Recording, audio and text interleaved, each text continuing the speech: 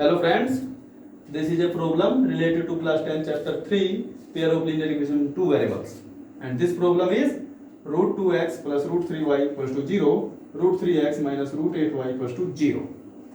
ठीक है, इस वीडियो में हम तुम्हें दो बहुत ही खास चीजें बताने वाले हैं। एक तो कि रूट वाले कोफिशिएंट अगर आ जाए क्वेश्चन में तो उनको कैसे सोल्व किया जाता है, और दूसरी एक special characteristic related to pair of linear equation.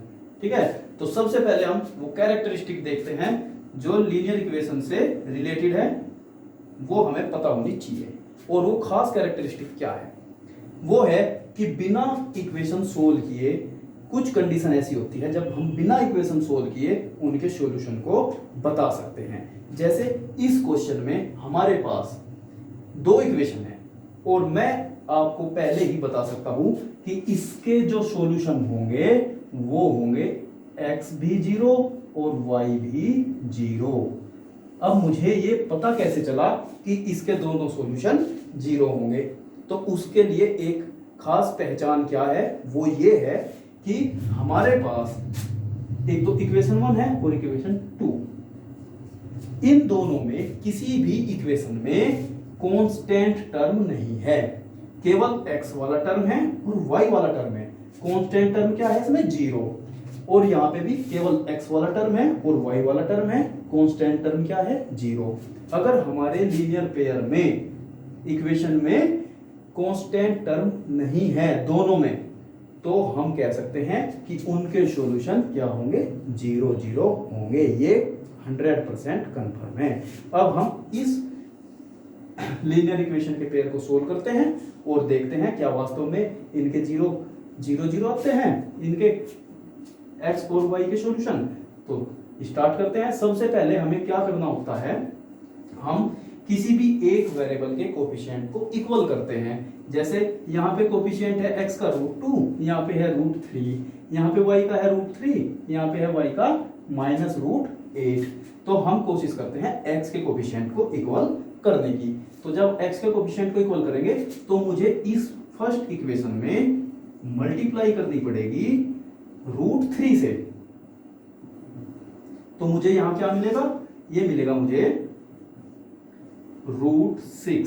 √3 से मल्टीप्लाई होगी √6x प्लस √3 से मल्टीप्लाई होगी तो मिलेगा 3y इक्वल्स टू 0। और जब इसमें करेंगे तो यहां हम करेंगे इक्वेशन नंबर 2 में √2 से मल्टीप्लाई।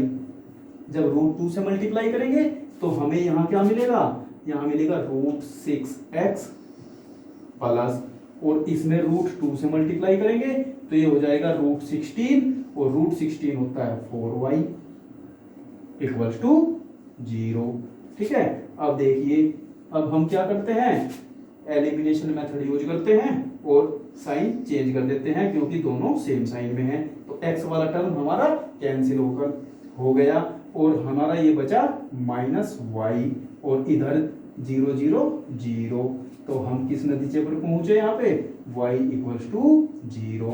अब हम y की इस वैल्यू को इन दोनों में से किसी भी एक इक्वेशन में पुट कर सकते हैं।